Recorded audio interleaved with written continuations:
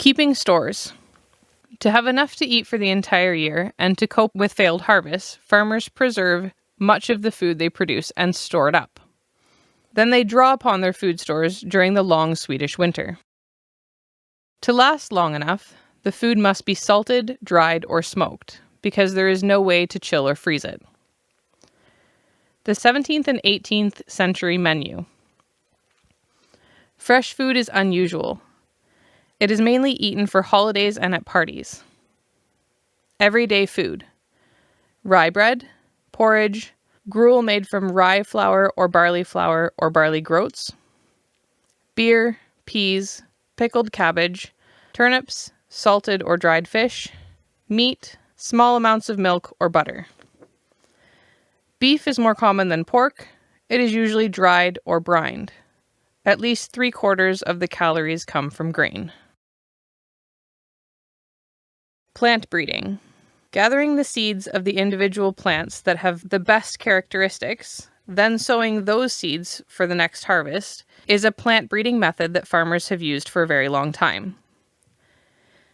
In the 19th century, the work to select and test plant varieties becomes more systematic. In addition, the seed corn trade becomes better organized. Many new varieties are introduced. Farm animal breeding. The breeding of animals to obtain the best possible characteristics in terms of appearance and output is carried out in an increasingly methodical way. Agricultural societies award prizes for good breeding animals. A farmer can make a lot of money from owning a fine bull that can sire many calves.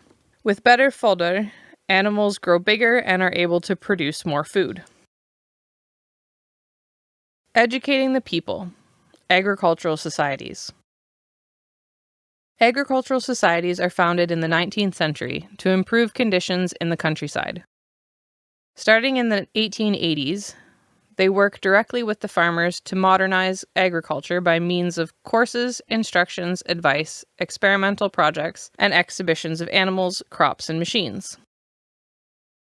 The Regional Agricultural Society in Västmanland, Västmanlands Hushållningssällskap, was founded in 1815 and has had its headquarters at Brunnby Gård outside Västerås since 1962.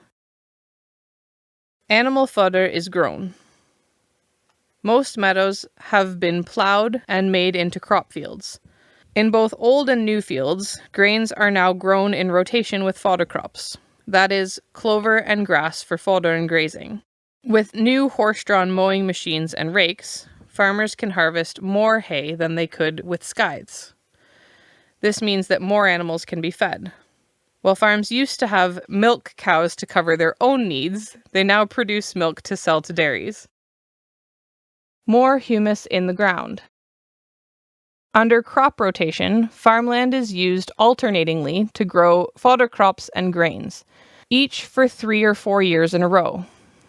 With its deep root system, clover adds carbon and nitrogen to the earth and makes it more porous. There is also a good supply of manure for growing grains. Harvests rise, the humus content increases, and the soil is in good health.